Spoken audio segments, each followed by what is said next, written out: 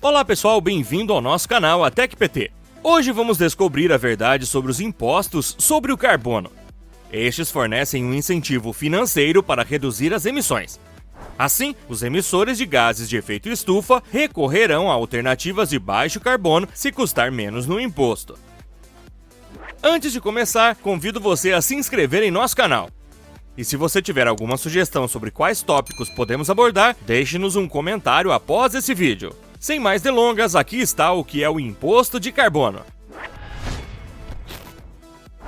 À medida que as temperaturas globais continuam a subir e as calotas polares continuam a encolher, uma coisa está começando a ficar visivelmente clara. O COP26 não está funcionando como esperávamos. Precisamos procurar maneiras alternativas de monitorar e reduzir nossas emissões de carbono. É por isso que o imposto sobre o carbono entra em cena. Mas isso foi mencionado pela primeira vez em 1997, durante a COP3. A ideia de introduzir um imposto sobre o carbono refeito regularmente aflora nas cúpulas internacionais do clima. O componente carbono já é aplicado por cerca de 50 países ao redor do mundo. Isso incide sobre as empresas que produzem dióxido de carbono por meio de suas atividades. É usado como um incentivo para reduzir o uso de combustíveis com alto teor de carbono em toda a economia e para proteger o meio ambiente dos efeitos nocivos das emissões excessivas de dióxido de carbono. Todos os combustíveis fósseis, como carvão, petróleo e gás natural, contêm carbono. Ele é liberado como dióxido de carbono quando esses combustíveis são queimados. O dióxido de carbono liberado atua como um gás do efeito estufa. Ele evita que a radiação infravermelha gerada pela luz solar, que aquece a Terra, escape efetivamente para o espaço, criando um efeito de retenção de calor. Ao longo do tempo, o acúmulo de gases do efeito estufa na atmosfera contribuiu para as mudanças climáticas e causou danos irreversíveis ao meio ambiente. Além disso, o imposto sobre o carbono funciona com base no princípio econômico da externalidade. Quando uma empresa gera poluição por meio de emissões de carbono, disse que produz uma externalidade negativa.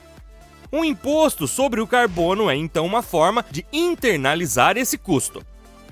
Em outras palavras, é uma solução baseada no mercado que se baseia no princípio de que as emissões serão reduzidas quando as empresas forem obrigadas a pagar pelo menos parte do custo da externalidade que criaram.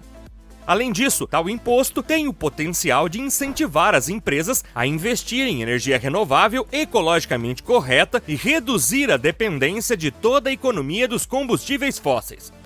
No início do século XXI, vários países como Canadá, Irlanda e Suécia começaram a usar um sistema de imposto de carbono no qual as empresas são obrigadas a pagar um imposto baseado no teor de carbono dos combustíveis que usam em sua produção. Os países da União Europeia, por outro lado, optaram por confiar em parte em um sistema de comércio de mercado chamado European Union Emissions Trading System, no qual as empresas podem comprar e vender direitos de emissão entre si. Muitos países da Organização para a Cooperação e Desenvolvimento Econômico tributaram indiretamente as emissões de dióxido de carbono por meio de impostos sobre produtos energéticos e veículos motorizados. No Reino Unido, em 2013, após uma taxa de carbono de aproximadamente 25 USD por tonelada, o uso de carvão caiu drasticamente. As emissões de gases do efeito estufa no Reino Unido foram encontradas em seu nível mais baixo desde 1890. E no Canadá, em 2008, a Colômbia Britânica introduziu uma carga de carbono. Nos primeiros 4 anos de programa, os combustíveis fósseis diminuíram mais de 17%. Na Suécia, desde meados da década de 1990, os níveis de emissão caíram 20%, embora ainda consigam sustentar um período de forte crescimento econômico. Isto deve-se à introdução em 1991 de um imposto sobre o carbono de 33 euros por tonelada, que ao longo do tempo subiu para 120 euros por tonelada, com taxas reduzidas sendo oferecidas a empresas dos setores de manufatura, agricultura e silvicultura. Na França, de acordo com o site Climate Selectra, o governo havia planejado um aumento gradual para que indivíduos e empresas pudessem adaptar seu comportamento, inicialmente em 7 euros por tonelada de CO2. O imposto sobre o carbono é agora de 44,6 euros por tonelada de CO2. Como parte da Lei lei de transição energética para o crescimento verde, o imposto sobre carbono deve atingir $100 por tonelada de CO2 em 2030. No entanto, desde 2019, o imposto sobre o carbono permaneceu em 44,6 euros. O aumento planejado do imposto de carbono no final de 2018 deu início ao movimento dos coletes amarelos. Note que a principal crítica ao imposto sobre o carbono prende-se com a inexistência de redistribuição de receitas, com um impacto direto no poder de compra dos mais vulneráveis. Os mais pobres dedicam grande parte de sua renda ao gasto de energia. Entre os 10% dos agregados familiares mais pobres, o imposto sobre o carbono representa 1% do rendimento, ou seja, 110 euros em média, enquanto entre os 10% mais ricos, o imposto sobre o carbono representa 0,2% do rendimento, ou seja, 203 euros em média. A Climate Action Network pede o estabelecimento de uma renda climática, cujo objetivo seria redistribuir parte da receita do imposto de carbono para as famílias mais pobres por meio de créditos fiscais. Hoje, o imposto sobre o carbono é uma das melhores ferramentas para promover a transição energética e limitar as atividades poluentes, para cumprir os compromissos climáticos e reduzir as emissões de CO2. O desafio do imposto de carbono é conciliar os compromissos climáticos e a justiça social. No entanto, na Austrália, devido à falta de entendimento político, o imposto de carbono australiano foi rapidamente abolido em 2014, pois sua comunicação política falhou. O que é interessante neste caso é que as emissões de carbono caíram significativamente quando o imposto estava em vigor e aumentaram drasticamente depois que o imposto foi abolido. Isto demonstra claramente que a política e como o objetivo do imposto é comunicado ao eleitorado são fatores importantes a serem considerados ao decidir desenvolver uma política de imposto de carbono. Também pode ser difícil medir a quantidade de carbono produzida e, portanto, difícil saber qual o nível de imposto de carbono a ser aplicado. Também é difícil saber o verdadeiro custo das emissões de carbono no meio ambiente e nas gerações futuras. Os impostos sobre o carbono podem levar à possibilidade de evasão fiscal. As empresas tentam esconder o verdadeiro nível de poluição. Alternativamente, poderíamos terceirizar a produção para países com sistemas tributários menos rigorosos, efetivamente exportando poluição para países mais pobres. Os impostos sobre o carbono podem exigir acordos globais. Este imposto também pode desencorajar o investimento. Segundo a Economic Shelf, um argumento das empresas é que os impostos sobre o carbono desencorajam o investimento e reduzem a lucratividade.